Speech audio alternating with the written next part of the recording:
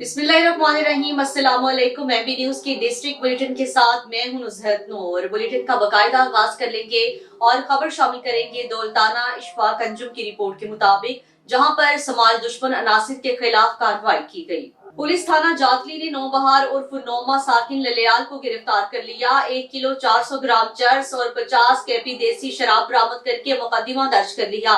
City police officer Rawalpindi Syed Khalid Hamdani की खुसूसी हिदायत पर एसएचओ थाना जातली शकील अहमद कयानी के हमरा और उनकी टीम ने कार्रवाई करते हुए नौबहार कियानी उर्फ नोमा साकिन ललियाल को गिरफ्तार करके मुलजिम के कब्जा से 1400 ग्राम चर्स और 50 देसी शराब की बोतलें बरामद कर ली।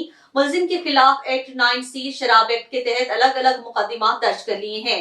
एसएचओ थाना जातली शकील अहमद कयानी ने प्रेस क्लब दौलताना के सहाफियों से गुफ्तगू करते हुए कहा है, समाज दुश्मन अनासिर के खिलाफ इलाके को मंशियात जैसी लानत से पाक करके दम लेंगे।